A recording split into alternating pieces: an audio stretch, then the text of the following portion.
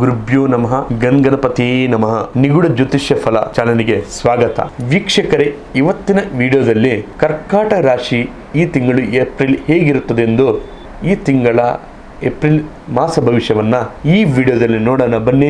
ಈ ವಿಡಿಯೋನ ಲೈಕ್ ಮಾಡಿ ಮತ್ತು ಶೇರ್ ಮಾಡಿ. 10ನೇ ಮನೆಯಲ್ಲಿ ಸೂರ್ಯನ ಸಂಚಾರ ಇರೋದ್ರಿಂದ ಕೆಲಸದಿಂದ ಆದಾಯ ಬರೋದು ಬಹಳ ಚೆನ್ನಾಗಿರುತ್ತದೆ.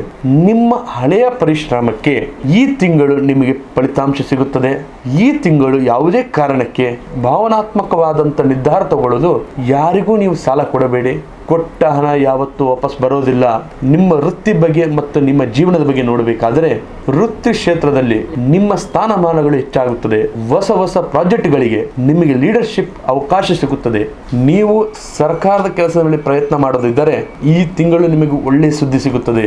ಕಚೇರಿಯಲ್ಲಿ ಗಾಳಿ ಮಾತುಗಳಿಗೆ ಕಿವಿ ಕೊಡಕ್ಕೆ ಹೋಗಬೇಡಿ.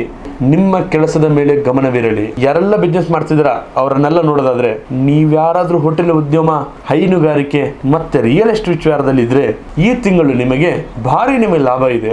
ಯಾರೆಲ್ಲ ಹೂಡಿಕೆ ಮಾಡೋದಿದ್ದರೆ ಈ ತಿಂಗಳ ಮಧ್ಯದ ಭಾಗದಲ್ಲಿ ಮಾಡಿ. ಕಸ್ಟಮರ್ ಹತ್ರ ಮಾತಾಡುವಾಗ ಸ್ವಲ್ಪ ತಾಳ್ಮೆಯಲ್ಲಿ ಇರಿ. ಇನ್ನು ಕುಟುಂಬದಲ್ಲಿ ನೋಡೋದಾದ್ರೆ ತಾಯಿ ಕಡೆಯಿಂದ ನಿಮಗೆ ಬಹಳಷ್ಟು ಬೆಂಬಲ ಸಿಗ್ತದೆ. ಮನೆಯಲ್ಲಿ ಬಹಳಷ್ಟು ಹಬ್ಬದ ವಾತಾವರಣ ಇರುತ್ತದೆ. ಇನ್ನು ಈ ತಿಂಗಳು ಪ್ರೇಮಿಗಳಿಗೆ ಸ್ವಲ್ಪ ಸಮಾಧಾನದ ಅವಕಾಶ ಇದೆ. ಸಣ್ಣ ಪುಟ್ಟ ತಪ್ಪು ತಿಳುವಳಿಕೆ ಆಗಬಹುದು, ಕೂತು ಮಾತಾಡಿ ಬಗೆಹರಿಸಿಕೊಳ್ಳಬಹುದು.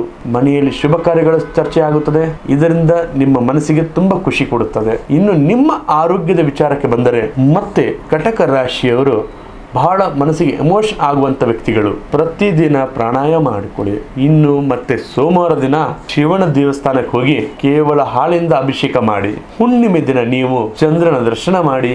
ಇದಾಯಿತು ಕರ್ಕಟ ರಾಶಿಯ ಸಂಪೂರ್ಣ ಭವಿಷ್ಯ.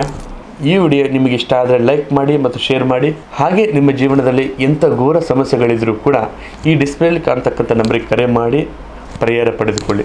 ಧನ್ಯವಾದಗಳು.